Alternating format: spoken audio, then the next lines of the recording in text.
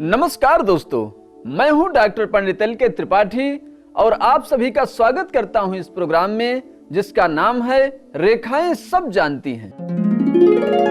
आज हम सबसे पहले स्मरण करेंगे उन वीर शहीदों को जिनके त्याग और बलिदान के कारण आज हम स्वतंत्र हैं, और विचार करेंगे कि क्या आज हमारे देश में कोई ऐसा व्यक्तित्व है जिससे हमें प्रेरणा मिले और जिसकी उपस्थिति में हमें ये एहसास हो कि हमारे देश का भविष्य उज्जवल है। तो क्या कोई ऐसा उपाय है जिससे हम अपने देश के नेतृत्व के लिए सक्षम और गुणी लोगों का चयन कर सकें? और क्या उनके हाथ में कोई ऐसी लकीर होती है जो उन्हें देश की तकदीर बनाने का अवसर देती है? आपके इन्हीं सब सवालों का जवाब लेकर मैं आया हूं इस प्रोग्राम में जिसका नाम है रेखाएं सब जानती हैं।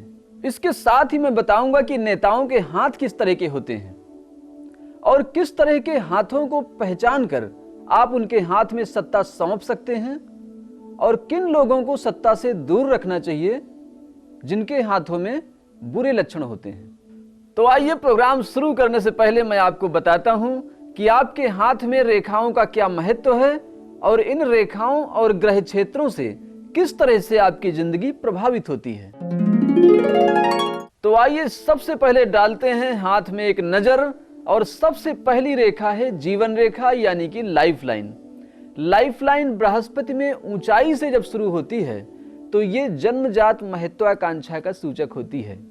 ऐसे लोग दूसरों पर शासन करने के इच्छुक होते हैं और सत्ता और पद के भूखे होते हैं।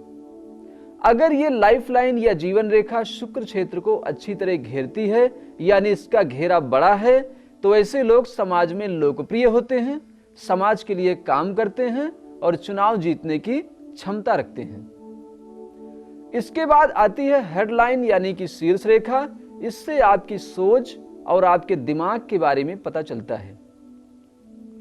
अगर आपकी हेडलाइन लास्ट में ऊपर की ओर जाती है यानी हृदय रेखा की ओर जाती है, तो ऐसे लोग बहुत स्वार्थी होते हैं, अवसरवादी होते हैं और अपने उद्देश्य की पूर्ति के लिए बड़ा से बड़ा अपराध कर सकते हैं। लेकिन अगर यही लाइन लास्ट में नीचे झुकती है यानी चंद्र क्षेत्र की ओर जाती है, माउंट ऑफ मून की तरफ, तो ऐसे लोग बहुत भावुक होते हैं, इमोशनल होते हैं, क्रिएटिव होते हैं और इस संसार के लिए, अपने देश के लिए कुछ ना कुछ जरूर करके जाते हैं।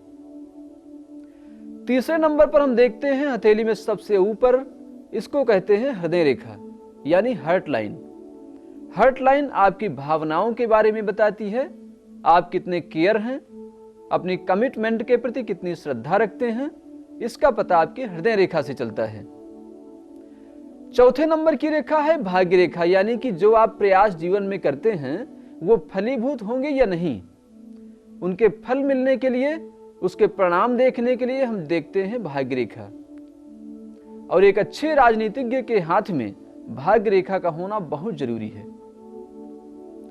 पांचवें नंबर पर आती है सूर्य रेखा यानी कि प्रतिष्ठा, यश, कला, उत्साह और कीर्ति देने वाली रेखा।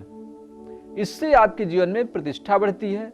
अगर आप चुनाव जीतकर भाग्य रेखा के बल पर विधायक बन गए हैं तो सूर्य रेखा के बल पर मंत्री भी बन सकते हैं।